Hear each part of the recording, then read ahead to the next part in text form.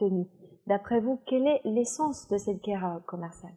Alors, évidemment, aujourd'hui, le monde entier a les yeux tournés vers les relations entre la Chine et les États-Unis et parle de guerre commerciale.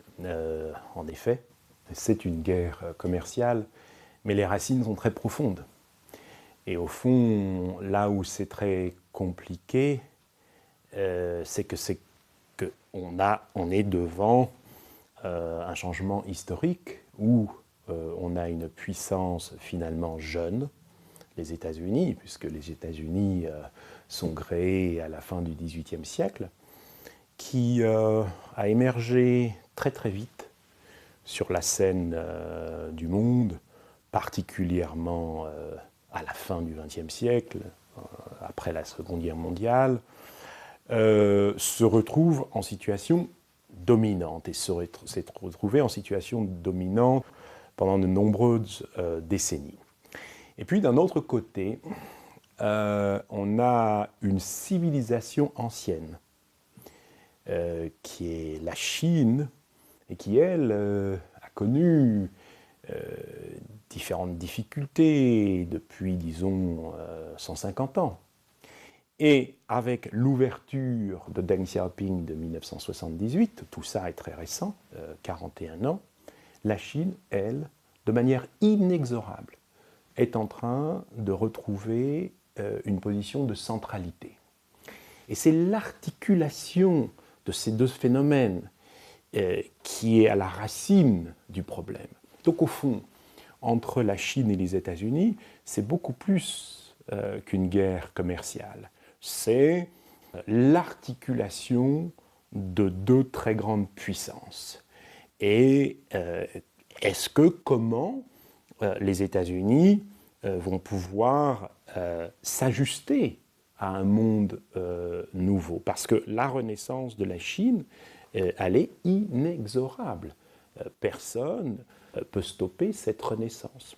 Donc, si vous me demandez pourquoi les deux parties n'arrivent pas à trouver un accord rapidement, ça ne me surprend pas, parce que c'est, encore une fois, c'est des phénomènes très profonds et très complexes, et il va falloir du temps pour trouver des nouveaux équilibres entre ces deux grandes puissances.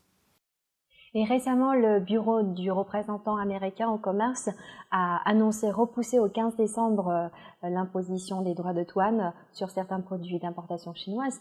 Que signifie ce délai? Pourquoi ils ont changé d'idée? Certains conseillers de la Maison-Blanche pouvaient penser qu'une guerre commerciale, ça gênerait la Chine et ça serait complètement favorable aux États-Unis. Évidemment, ce n'est pas le cas. La réalité, c'est qu'un certain nombre d'Américains sont tout simplement les perdants. Par commencer, il faut regarder le consommateur américain, puisque les tarifs se répercutent sur les prix que doivent payer les consommateurs américains. Sur l'affaire Huawei, c'est très intéressant. Pour bon nombre de compagnies américaines et très importantes dans le domaine des technologies, Huawei est un client. Donc, eux, ils veulent continuer les échanges économiques gagnant-gagnant avec Huawei. Donc, je ne suis pas étonné de ce flottement, parce que c'est un véritable flottement, et avec l'idée, encore une fois, que les États-Unis pouvaient imposer facilement leurs idées sur la Chine. Alors ça, c'est complètement, évidemment, fantaisiste. On ne fait pas en Chine, c'est le gouvernement chinois qui décide. Et justement, les États-Unis ont accordé un nouveau répit de 90 jours à Huawei. Est-ce que ces restrictions imposées sur Huawei ont eu vraiment l'effet escompté? Je crois que sur le très très court terme, ça gêne Huawei. Sur un terme un peu plus long, ça gêne aussi, ça va gêner considérablement les clients américains de Huawei.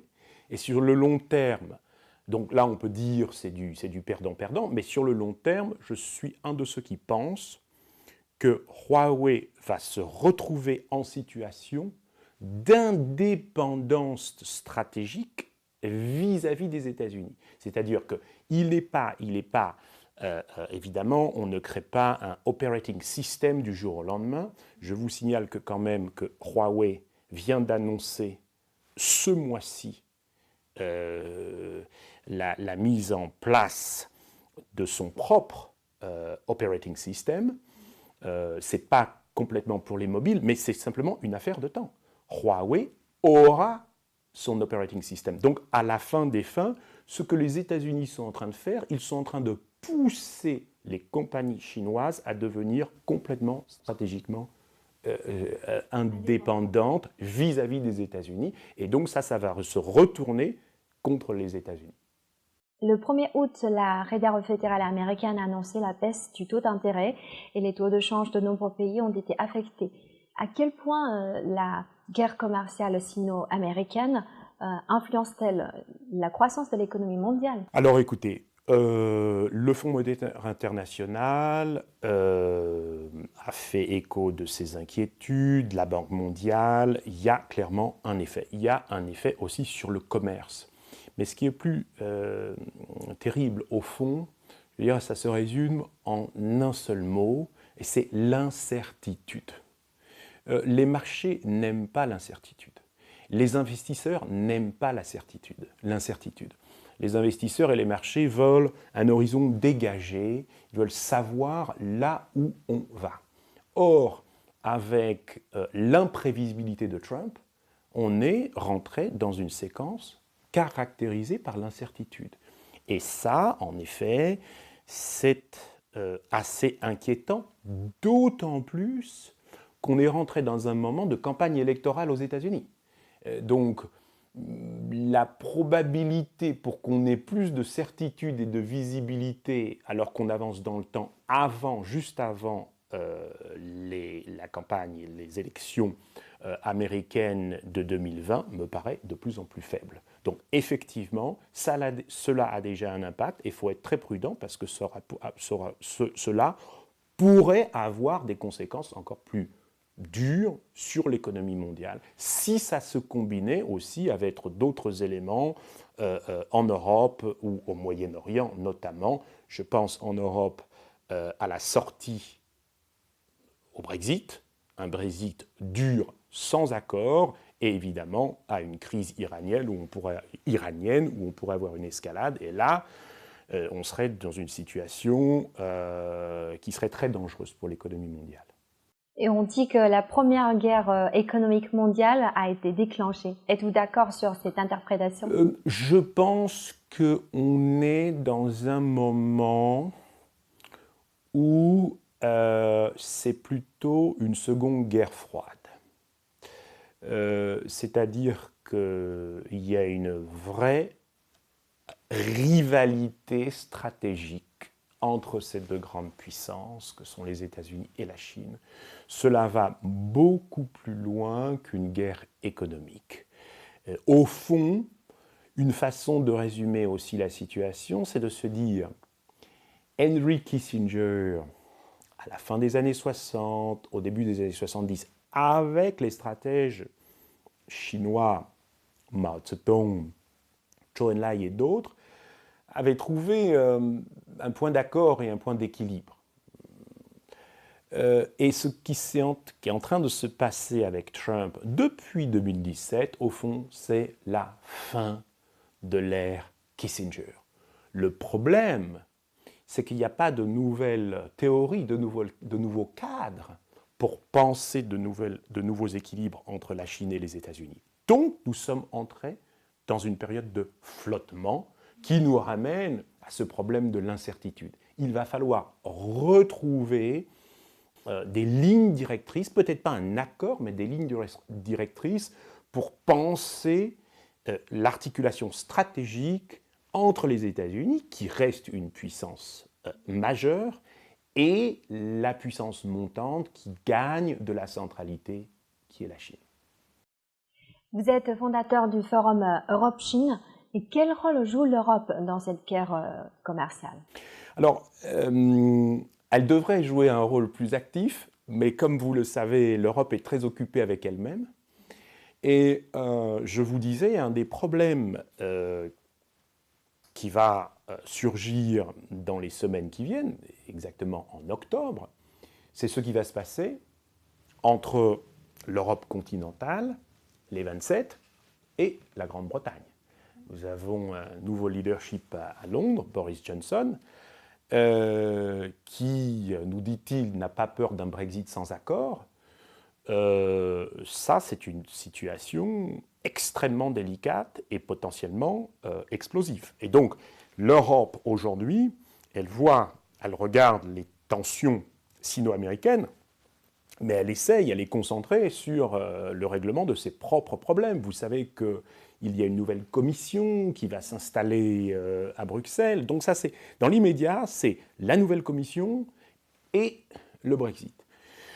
Mais effectivement, l'Europe ne peut pas sentir les nouvelles pressions venant de Washington.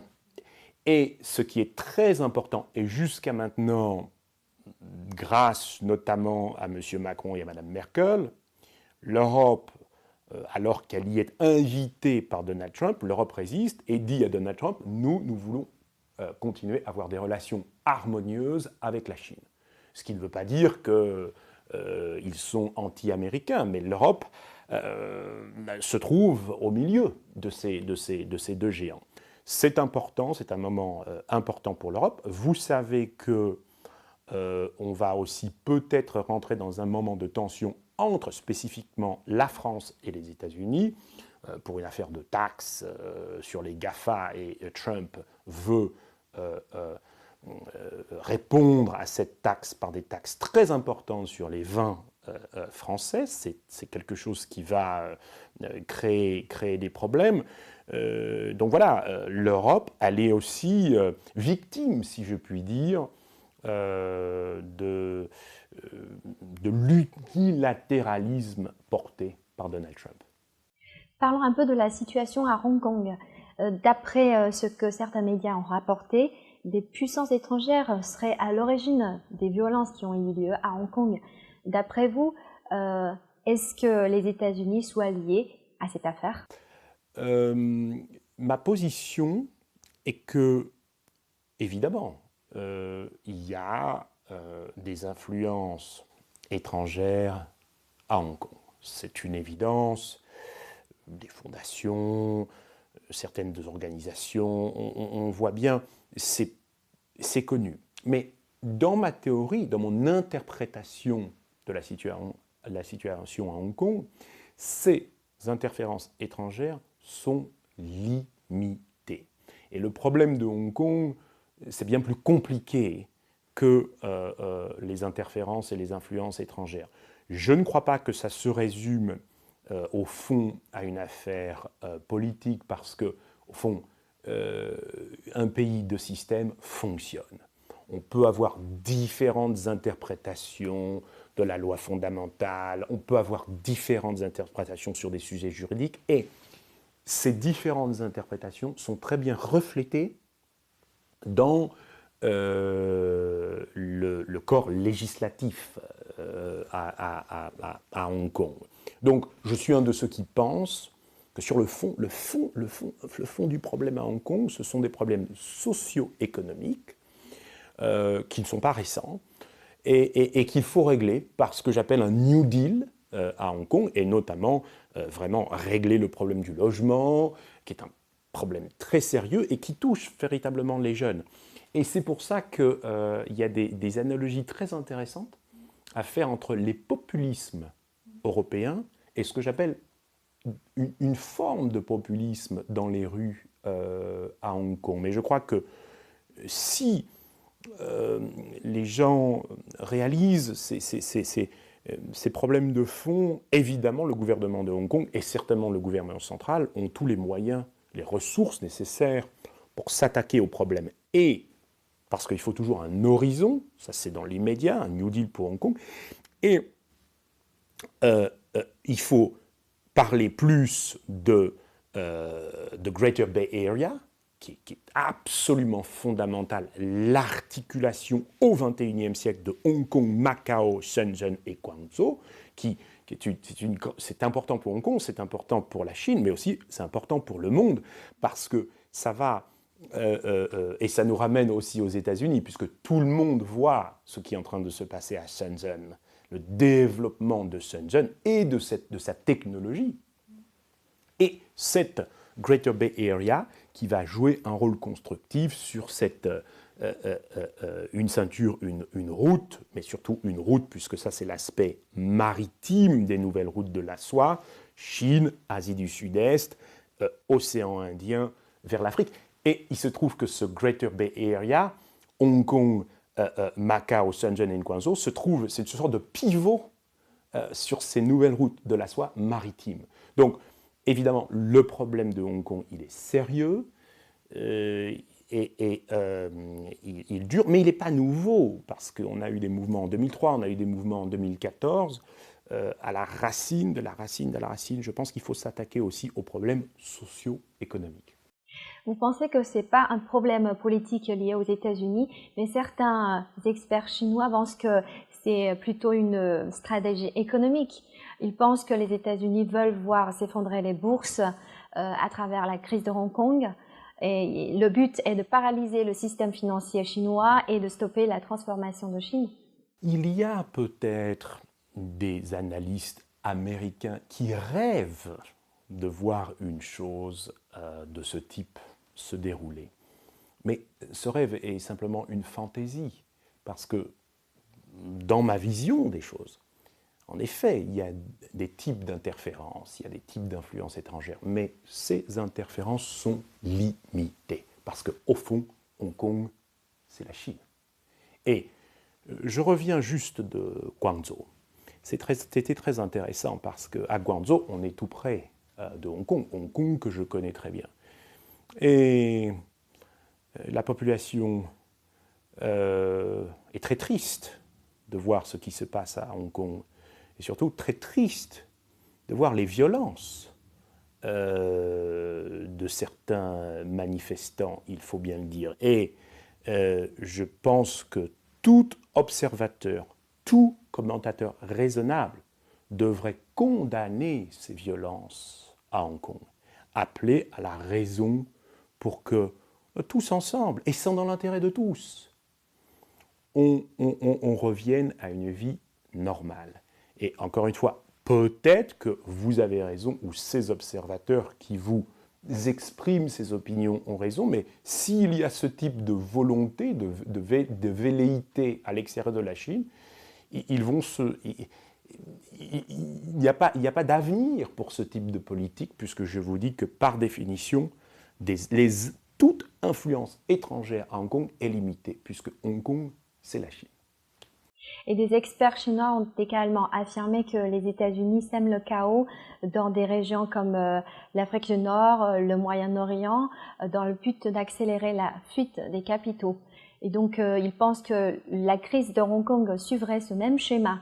Et les États-Unis sont prêts à créer des tensions dans d'autres régions comme la péninsule coréenne, le Japon ou les Philippines. Quelle est la probabilité des confrontations militaires? Je ne peut-être, encore une fois, peut-être que certains, parce que vous avez les États-Unis, aussi c'est compliqué, vous avez la présidence, vous avez les conseillers du président, vous avez le Pentagone, vous avez tout l'appareil de sécurité, les renseignements, vous avez le Congrès, vous avez les hommes d'affaires, vous avez l'opinion publique, vous avez les médias. Donc il faut se garder d'être simpliste et de trop simplifier. C'est très complexe. Encore une fois, s'il y a certaines personnes qui ont cette vision, elle va nulle part. Parce qu'au fond, ils sous-estiment la puissance de la Chine. La Chine, elle est puissante parce qu'elle a un système de gouvernance extrêmement solide, qui a fait ses preuves. Qui fait ses preuves? La Chine, elle est puissante parce que la population chinoise soutient le gouvernement chinois. La Chine, elle est puissante parce qu'elle est une société qui est beaucoup plus entrepreneuriale, beaucoup plus innovante, beaucoup plus créatrice que les gens le pensent à l'extérieur de la Chine. Et on revient sur Huawei, on revient sur la technologie. Et pour répondre à votre question, au fond, la force de la Chine, si il y a une énorme erreur qui est en train d'être faite par les États-Unis, c'est de dire, en tout cas certaines personnes aux États-Unis, c'est de dire maintenant, si on est trop dépendant de la Chine, si on est interdépendant, au fond tout ça c'est au bénéfice de la Chine, et il faut déconnecter, il faut que les États-Unis fassent ce qu'ils ont à faire, en gros rester en situation de puissance et de domination, et puis la Chine sera mécaniquement derrière parce que la Chine a plus besoin des États-Unis que les États-Unis ont besoin de la Chine. C'est le raisonnement qui est fait par certains aux États-Unis. C'est un raisonnement fautif. Parce qu'au fond, je vous disais, la puissance de la Chine, le gouvernement, la population, etc., mais c'est aussi le marché qui est absolument colossal. Et c'est vrai que la Chine est devenue la seconde puissance économique du monde. Mais regardez le GDP per capita, le GDP per capita. Il y a un espace considérable pour aller à un autre niveau. Donc que ce soit sur la technologie, que ce soit sur la finance, je pense que la conséquence de ce que sont en train de faire les États-Unis, c'est qu'on aura une Chine beaucoup plus indépendante et autonome dans des domaines stratégiques, en particulier la finance ou la technologie. Avec l'intensification de la guerre commerciale entre la Chine et les États-Unis, beaucoup d'entreprises à capitaux étrangers sont inquiètes pour leur avenir. D'après vous, une fuite massive des capitaux est-elle possible? L'inquiétude qui est due à l'incertitude. Et je pense que dans notre conversation, on voit très bien qu'on est on est à la fin d'un moment historique, ce que j'ai appelé la période kissingerienne, et on ne sait pas trop où on est en train de se diriger. Moi, je pense qu'on est rentré, malheureusement, dans une période de ce que j'ai appelé une nouvelle guerre froide. Donc c'est plus qu'une guerre commerciale. Donc dans ce contexte, les entreprises sont inquiètes. Mais je n'observe pas de départ massif. Et je peux aussi vous dire, parce que je suis au contact quotidien avec les entreprises, il y a une autre interprétation. C'est qu'il y a des entreprises qui se disent, finalement, on est dans un moment de crise. C'est un moment de crise. Mais crise, en chinois, c'est menace et opportunité. Quand vous dites crise en chinois, weiji, c'est menace et opportunité. Et il y a des entreprises, j'en vois, qui se disent « Bon, ça va être de plus en plus facile pour nous de faire des choses en Chine. C'est le moment de venir en Chine. » Et d'ailleurs, je voudrais dire à vos téléspectateurs, qu'ils soient en France, en Europe, en Afrique ou ailleurs, je partage cette opinion. C'est un moment de crise. Une crise, c'est une menace et une opportunité. Et on a, au fond, ce qu'il faut bien aussi penser, c'est que sous la présidente de Xi Jinping, la Chine continue sur la voie des réformes et de l'ouverture. Et la Chine est de plus en plus ouverte. Et donc, la Chine, de par son marché, de par sa stabilité, reste le pays où on doit, à mon avis, venir investir, créer des entreprises, au fond, préparer le futur. Et dans des domaines comme les villes intelligentes, dans des domaines comme les applications de la physique quantique, dans des domaines, le domaine génétique, etc., la Chine est absolument au premier niveau. Donc,